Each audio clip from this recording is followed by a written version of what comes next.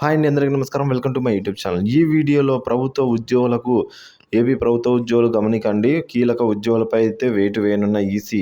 So ఉద్యోగ అధికారులపై అయితే వేటు వేస్తున్న ఈసీ అండి. సో ఆ వివరాలు అయితే ఈ వీడియోలో తెలుసుకుందాం. ఎవరికి వేటు వేస్తున్నారు, ఎందుకోసం, ఏమిటన్న పూర్తి డీటెయిల్ ఇన్ఫర్మేషన్ తెలుసుకుందాం. వీడియో అయితే ఎక్కడ స్కిప్ చేయకుండా ఎండ్ వరకు అయితే చూసేయండి. వీడియో నచ్చినట్లయితే ఒక లైక్ చేయండి. ఇంకా సబ్స్క్రైబ్ అవ్వనైతే మన ఛానల్ని సబ్స్క్రైబ్ చేసుకోవడం ద్వారా నేను చేసే ప్రతి ఒక్క అప్డేట్ న్యూస్ ముందుగా మీరైతే పొందగలుగుతారు. ఆలస్యం చేయకుండా వివరాలకైతే వెళ్ళిపోదాం.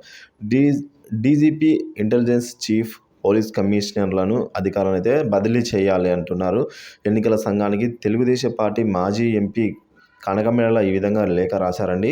ఏపీ ముఖ్యమంత్రి జగన్పై దాడి జరిగినట్లు చెబుతున్న ఘటనపై సిబిఐ అలాగే ఎన్ఐఏ లాంటి సంస్థలతో దర్యాప్తు జరిపించిన నిజమైన కుట్రదారులను కనిపెట్టాలని అయితే తెలుగుదేశం పార్టీ మాజీ ఎంపీ కనకమేడల రవీంద్రకుమార్ గారు కేంద్ర ఎన్నికల సంఘాన్ని కోరారు. ఈ మేరకు ఆయన ఆదివారం సిఈసి రాజీవ్ కుమార్ గారికి అయితే 3 పేజీల లేఖ రాశారండి.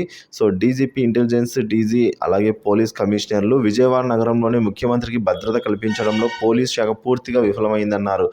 తెలుగుదేశం పార్టీ నాయకులపై ఎన్నో చోట్ల దాడులు చేసిన రౌడీ ముగ్గులు స్వేచ్ఛగా తిరుగుతున్నా కూడా అరెస్టు చేయకుండా వదిలిపెట్టారన్నారు. ఇక పోలీసులను వెన్నెముక్క లేని పరాన్నజీవులుగా అలాగే పార్టీ కార్యకర్తలుగా మార్చిన వైసీపీ నాయకులు ఇప్పుడు ప్రతిపక్ష నేతపై ఆరోపణలు చేస్తున్నట్లు తెలిపారండి.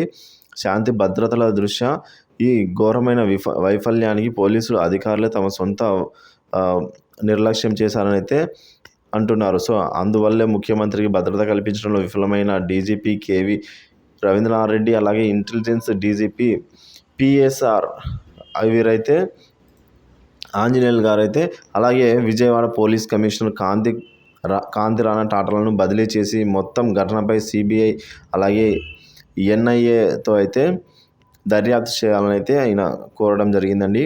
సో ఈ విధంగా అయితే కనకమేడల లేఖ అయితే రాశారండి ఎన్నికల సంఘానికి.